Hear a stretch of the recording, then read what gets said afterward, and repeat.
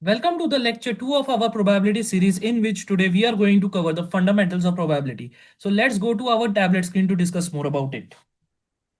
So first, let's write our heading of our today's topic, which is fundamentals of probability. Probability. Yeah, yeah. Just write a simple dash. Okay. So first, we are going to discuss two main important topics, which is sample space.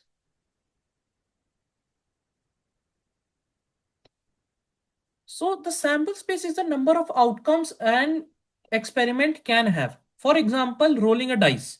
If we roll a dice, let me write the example of rolling one dice.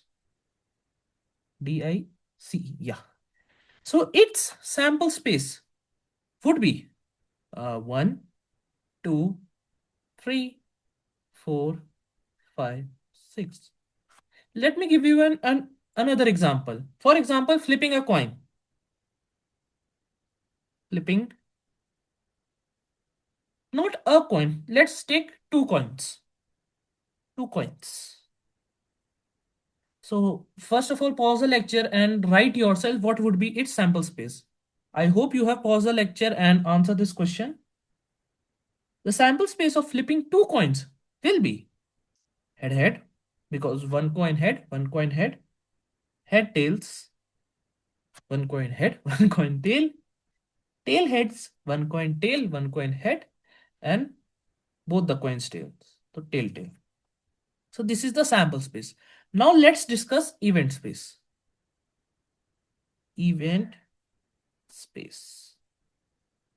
EVENT. Yeah. This is the sample space is denoted by S and the event space is denoted by E. So what is event space? Event space is subset of sample space. Let me write it here. Subset of sample space. So let's discuss this example. Events can be, for example, flipping two coins in which at least one are head. Let me write flipping two coins with head greater than equal to 1. This is a symbol of at least one head. So what will be its event space? It will be head head, because head head has two heads, head tail and tail head. We will not include tail tail because tail tail, the outcome tail tail doesn't include any one of the head.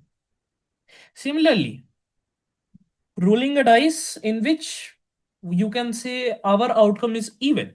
Okay, rolling dice with even outcome. Even outcome. So what will be its even space? Its even space will be even outcome. No? So 2, 4, 6. We will not include 1, 3, 5 because as you have understand, they are odd numbers and we have to include even numbers according to this. So now let's go to our next topic, which is what is probability? Or you can write the basic definition of probability. So probability, as you must have studied earlier, is equal to, yeah, favorable outcomes upon total outcomes. Sorry for this typo. But this is the kids definition, you can say. The more technical definition of the probability will be uh, probability will be n limit n tending to infinity n of e upon me n. Okay. So if you have problem understanding this technical definition, don't worry, we will do a practical implementation, that is code, in our collab, proving this fundamental property, technical property. So here n is the sample size. Sample size. For example, in this case, sample size is 4. In this case, sample size is 6. Okay. And n, sorry for that. Just a new page was added. Sorry.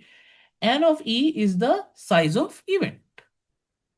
Size of event. Okay. So in this case, the size of event is 3. 3.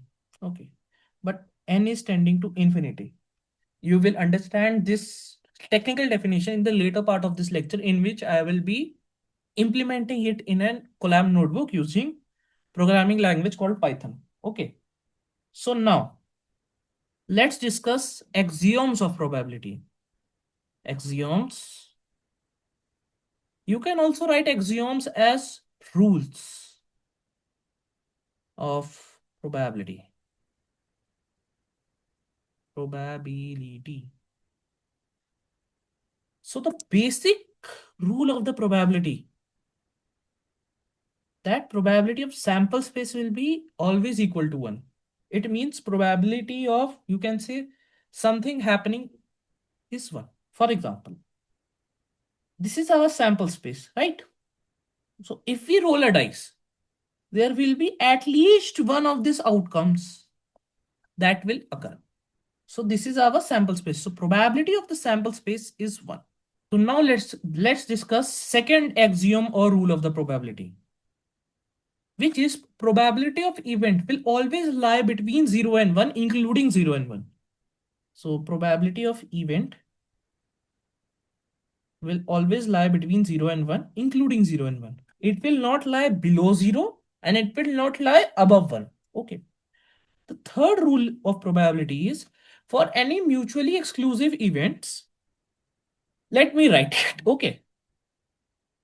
Probability of E union F, probability of E. I will explain this. Don't worry if you are not able to understand it, but I will explain it. Probability of F given E and F are mutually exclusive events. So what do you mean by mutually exclusive events? It means the intersection of F. Let's say probability of E intersection of F will be 0. If we draw it in the Venn diagram, where this Venn diagram probability is 1. Okay. Or you can say this is our sample space. Okay. So let's say this event is E. This event is F. There should be no intermixing of the events. Let me show you what do I mean by intermixing. Sorry. This should be not like this. It should be separate. Okay. So this is the mutual exclusivity of the events. Okay. So now let's jump off on equally likely versus non-equally likely outcomes. Let me tell you an example. So we have roll and dice. Okay, let me just write a new heading. Equally likely outcomes. It means that occurrence of each outcome is same. For example, the chances of coming 1 and chances of coming 6 when we roll a dice is same. It can be anything. It is random. The chances of coming 2 and chances of coming 4, let's say, or let me denote it by red ink. The chances of coming 2 or the chances of coming 3 is same. There is no partiality in the probability of event. So these types of outcomes are called our equally likely outcomes. But in the real world scenario, there are some outcomes that are non-equally likely. It means the probability of one event is high or very high than probability of another event. Let me give you an example. Let me just write first subheading non-equally likely outcome. For example, you have buy a lottery ticket. You have bought a lottery ticket. Okay. So what is the sample space of it? Sample space of sample space of lottery ticket. So what do you suppose its sample space should be? Its sample space should be either win or either lose. But you can't say that probability of win is half. You can't say like this because the chances of lose is very high. You can say, I can't express it in numbers, but it is very, very, very high, the probability of lose when we compare to probability of win.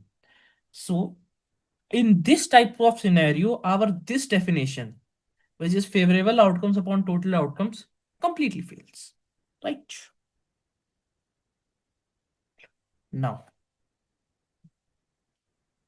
let's say I'm just giving you a question. You can take this type of topic as a question. Let's say we roll two dice. Okay.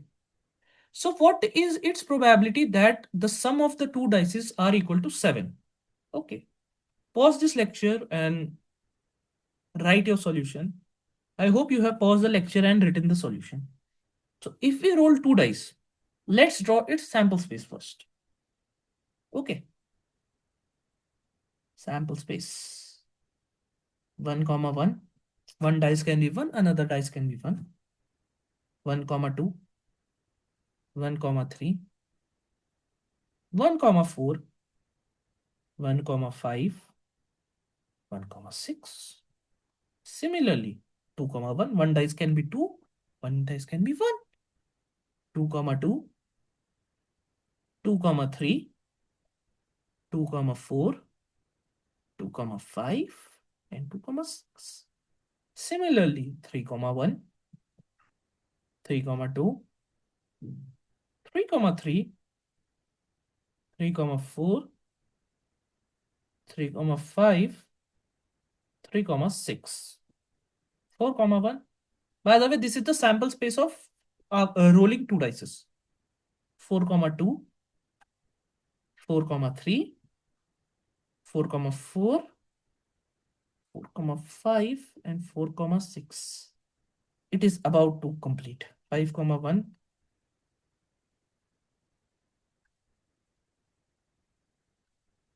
5 comma 2, 5 comma 3, 5 comma 4, 5 comma 5, and 5 comma 6, 6 comma 1, 6 comma 2, 6 comma 3, 6 comma 4, 6 comma 5, and 6 comma 6. So this is our sample space of when we roll two dice. Okay.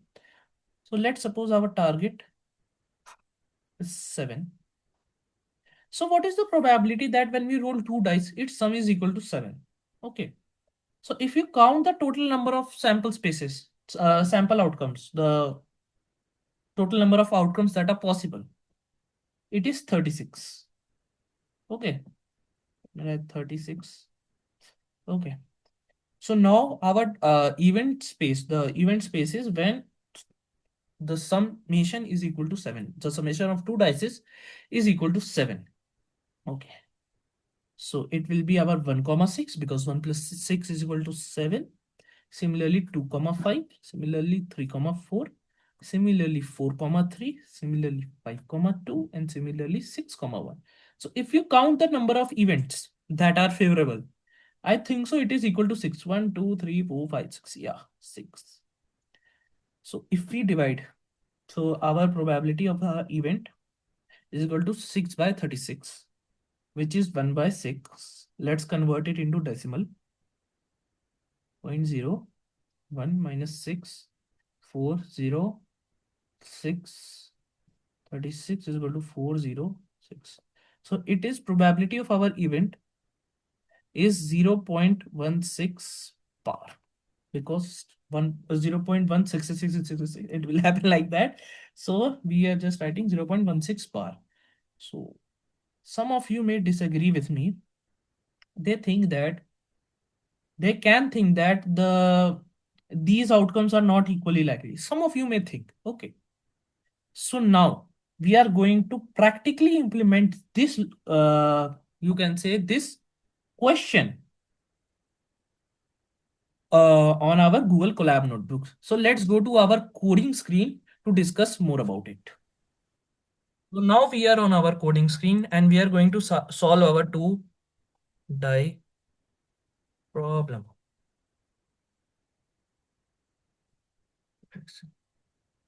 Well, let us remove this.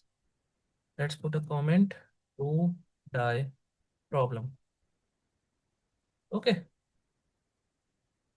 So first I will write the code and I will explain little bit about it in while writing the code, and I will explain the code once again, everything that I have written in the inside the code. Okay. So first we are going to import a random library. Then we are going to set our target equal to 7, which is our aim as we have discussed earlier. Okay. So now what we are going to do, we are going to implement our the definition of technical definition of probability, in which there was limit n tending to infinity n of bracket of e upon may n. Okay, so we are going to implement that, but we are not going to infinity because then we will not get our output. So we are going to do number of iterations equal to 1 million. Okay, so we are going to run that thing till 1 million, not till infinity. It will give you a gist of it. Okay, so tens, 100,000, 10,000, 100,000, billion. We are going to run 1 billion iterations. Okay, for I in range iter. So this for loop will run 1 million times. Okay, die1 is equal to random dot randint one select 6. So what this piece of code will do is it will give a random output between 1 to 6. Similarly, since we are having two dice, so die 2 is equal to random dot rand inch 1 6. Oh, sorry, it is run by mistake, but this is it. Okay, so now what we are going to do, we are going to write an if statement. Let me first declare a variable. Count count is equal to 0 if our die1 plus die2 equal to target, which is our 7 in this case. Then please update count to add 1 to the count. Okay. So yeah, this is completed. Now print the probability will be, first let's calculate the probability. This is inside our if. Now we have come outside the for loop. Our probability prob is equal to count by iter. It will be prob. Okay. Now let's run this code. It will take some time. Okay. So it is close to our output. Our output, which we have calculated in our tablet screen, was 0.16 bar. But here, as we can see, It is 0.16465. Let me zoom it. 0.166465. Why it is not exactly equal to that output? Because we have not run this iteration infinity amount of times. We have only run this iteration 1 million amount of times. But if we have run this iteration million amount of times, which is not possible in this computer or in any computer, because then it will not only give the output only, then probably it would have come 0.16 bar. Okay, so now let's go to our tablet screen to discuss more topics. Now all the topic that we have to cover has been covered in of the lecture. Now we are going to do some questions. Okay, so for example, you have four cows and three pigs.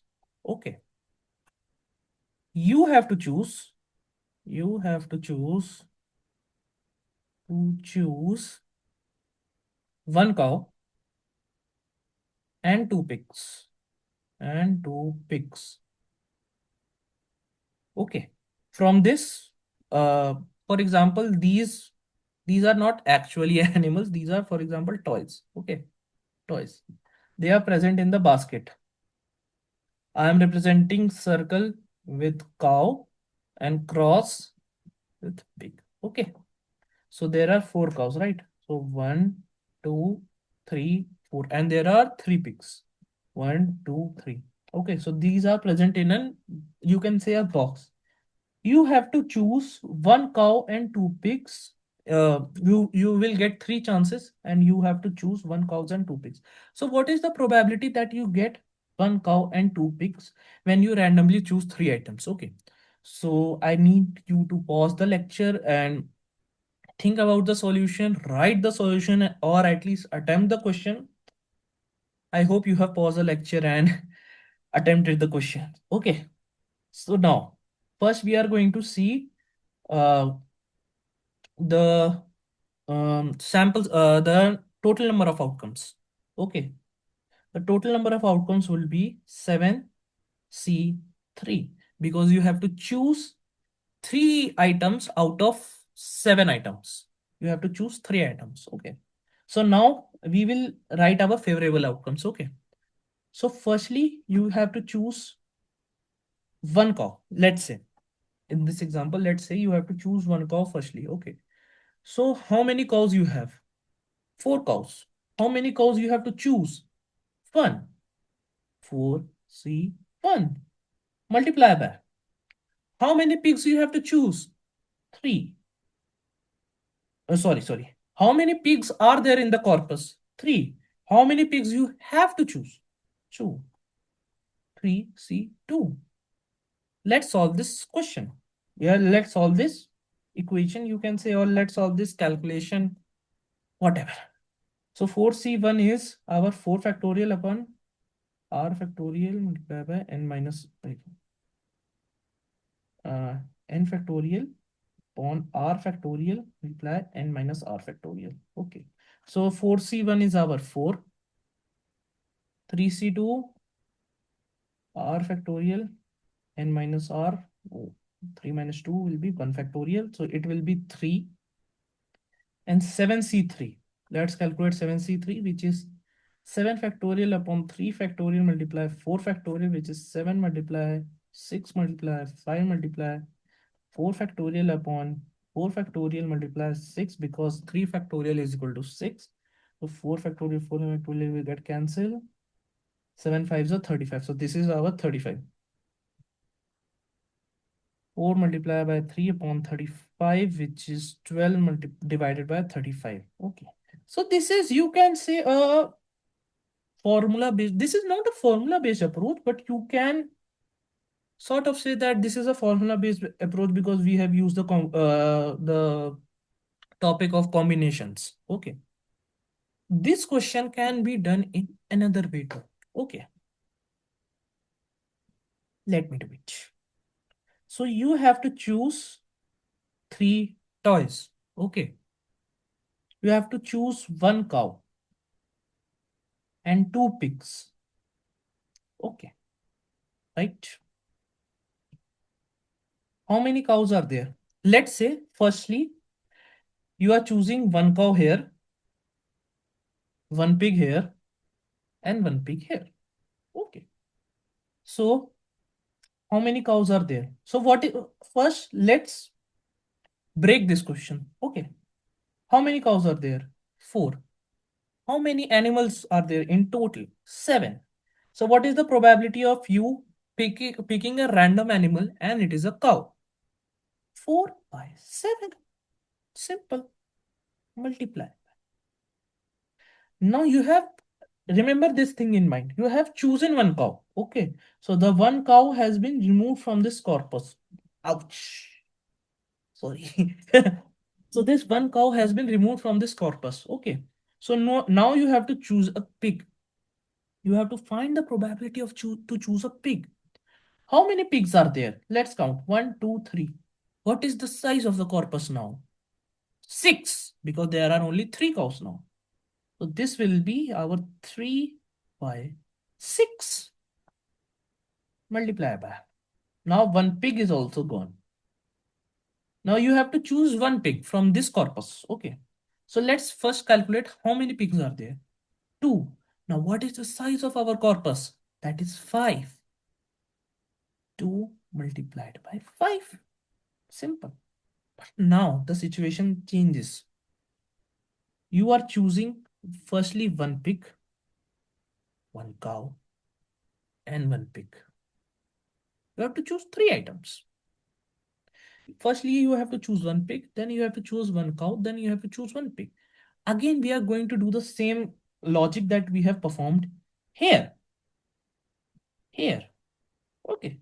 So let me just redraw the corpus. So there were 3 pigs. Sorry for this. And there were 4 cows. Yeah. Now again, what is the probability of to choose a pig? 1, 2, 3. 3 pigs. What is the size of our corpus? 7. Sorry for that. This will be 3 by 7. Now one pig is gone. Okay. So now you have to choose a cow. How many cows are there in the corpus? Let's see. 1, 2, 3, 4. 4 cows are there in the corpus. What is the size of the corpus? 1, 2, 3, 4, 5, 6. This is 6 multiplied by. Now one cow is removed. Now you have to choose a pig. What is the probability of pig? How many pigs are there in the corpus? 1 and 2. 2. What is the size of the corpus? You should count it. 1, 2, 3, 4, 5. 5 is the size of the corpus. 2 by 5 multiplied. Now the scenario changes once again. You firstly choose a pig. Then again you choose a pig. Then you choose a cow. Okay. Now again we are going to do the same process that we have done in the previous two these things. Okay. So let's calculate. What is the probability to choose a pig? Let me redraw it. 3 by 7. Now this should be on your fingertips. 3 by 7. What is the probability to choose a pig? 2 by 6. What is the probability of choose a cow? Let me show it to you. We have chosen 2 pigs. Okay. Now what is the probability to choose a, yeah. So now what is the probability to choose a cow? There are 4 cows in our bag. 5 animals in our corpus. 4 by 5. Simple. 4 by 5. So what is this? Now what you are going to do? We are going to, let me just put them in boxes. Let me then put this boxes. Now we are going to add these. Okay. If you observe carefully, I'm not going to add one by one, but if you observe carefully, let's say this is A, let's say this is B, let's say this is C. If you observe very carefully, A is equal to B is equal to C. Okay, now we have to add these. We can simply say 3 multiplied by 3 multiplied by 3 by 7 multiplied by 2 by 6 multiplied by 4 by 5, because all of these are same. Okay, so this 3 and this 3 will 2, this 2 and this 2 will go. So what is this? 12 by 35. Wait, this answer and this answer is same. This is also 12 by 35. This is also 12 by 35. These both are same because these both methods are valid. Okay.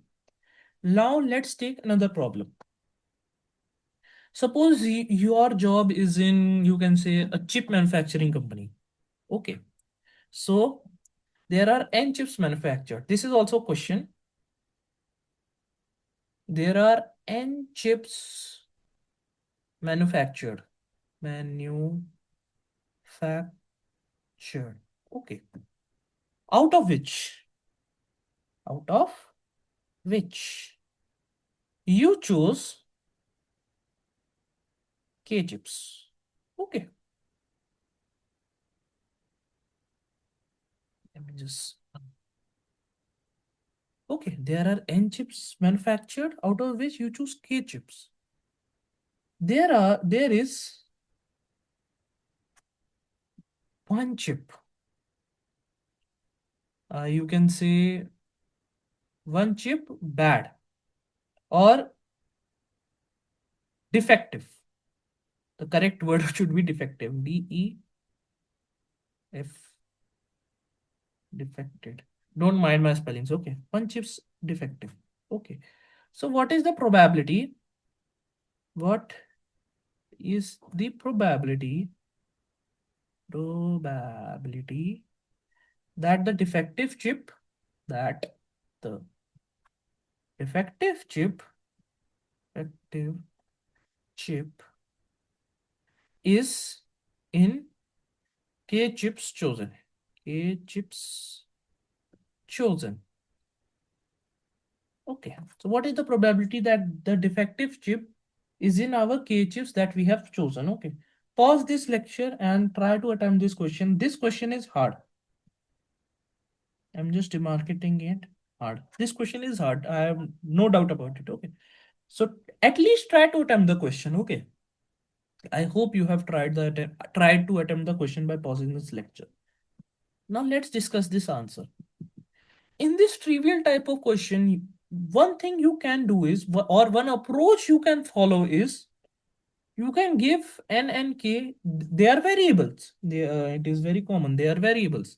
So what you can do, you can give these variables, you can associate these variables with a number. So let's suppose n is equal to 7. Okay, no problem. Let's suppose k is equal to 3. So there are 7 chips manufactured, in which one chip is defective. You have chosen 3 chips from the corpus, and you have to find the probability that the chip that you have chosen, these chips, from these chips, one chip is defective. Okay. So again, we are going to draw 3 dashes. Okay. Problem.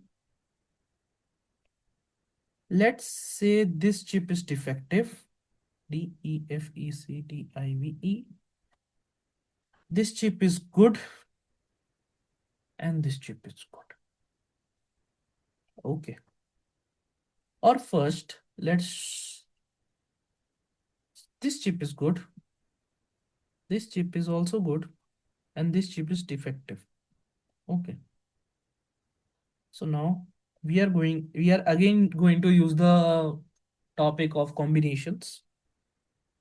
So what is the number of combination that you have chosen good chips from the corpus? You have to remember that one of the chip is defective. So there are total number of chips is 7. Let me write total chips is equal to 7, right? We have assumed it. Good chips. Since there is one defective chip which is written in this question, one defective chip. So the number of good chips will be 7 minus 1, which is equal to 6, right? Defective chips. Defective chips will be 1, which is obviously written in the question. Okay. So in how many ways you can select good chips from the corpus of 7, which is 6C2? Let me explain you. You have to choose good chips. Okay. So now our corpus has reduced from 7 to 6. Okay. You have to choose only two good chips. So you have to choose two. So that is why in the bottom part of the combination, it is written 2. Now the total number of combinations to choose a defective chips. First, how many defective chips are there in the corpus? One. See, how many defective chips you want to choose from the corpus, which is one, and you can calculate it. But 1C1 is equal to 1. Okay. So anyway, this would be a multiplication of 6C2 multiplied by 1C1. Okay. So this is the probability of our, this is not probability, this is our event E. Now we have to calculate the probability, the amount, the our sample space. Okay, probability of sample space is 1. Sorry for that.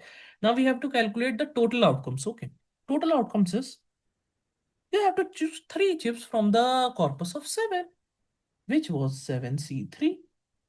Now this was not our original question. This we have assumed.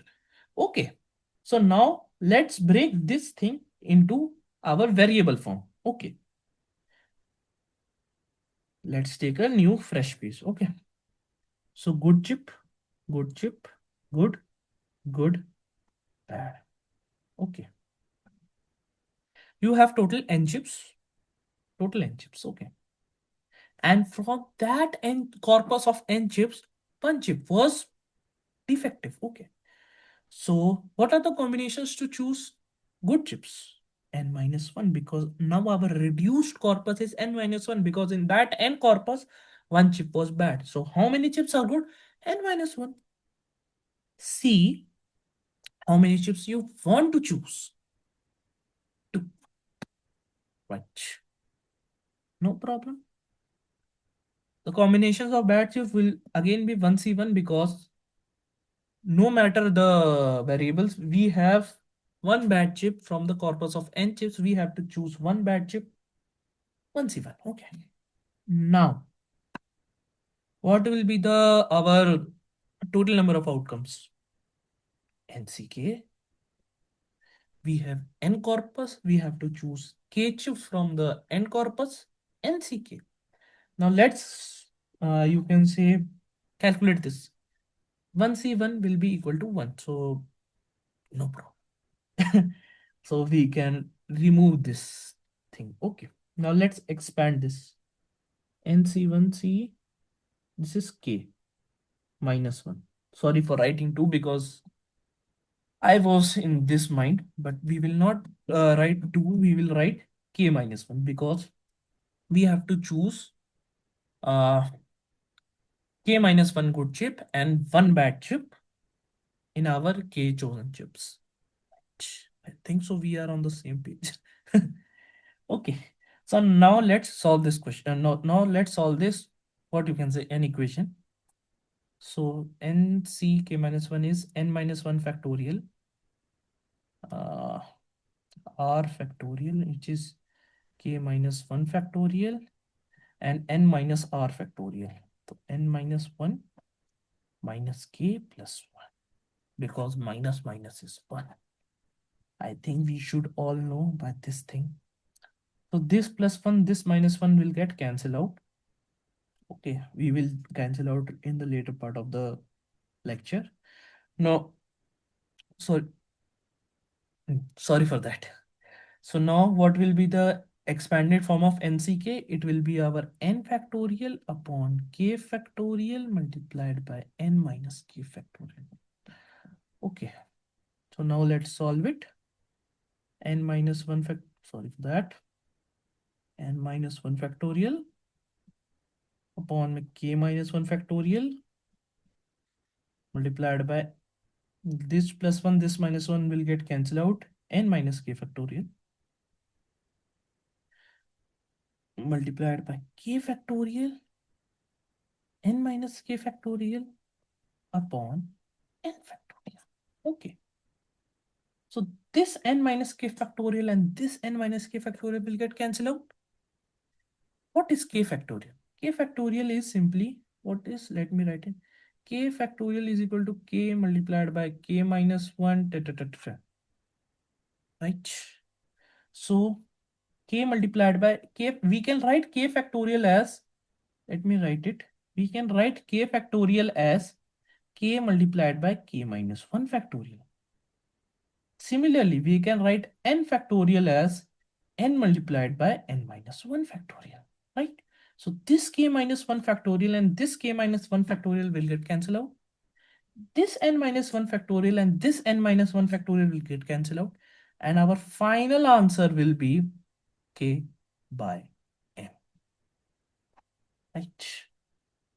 So you can say this is the, what you can say, complex way of solving it, or you can say without applying a lot of, we have to apply some brain, some amount of brain to solve this question, but not a lot of brain. Or we can say this calculation is little bit lengthy. There are some scopes of making error. Now let's check what, or you can say, let's check a way in which we are not using the topic of combinations. Okay. So again, we are assuming that n is equal to 7 and k is equal to 3. Okay. Let's write it. Chip 1, chip 2, chip 3, chip 4, chip 5, chip 6, and chip, let's assume chip 7 is our defective, or you can say chip 7. Okay. For example, you are throwing darts. Okay. So what is the probability that you throw your dart in this circle that I have drawn? This is our board. And you have some expertise that you are not throwing that dart outside the board. So what is the probability that you throw the dart on the inside the chips that are present in the circle? K by n.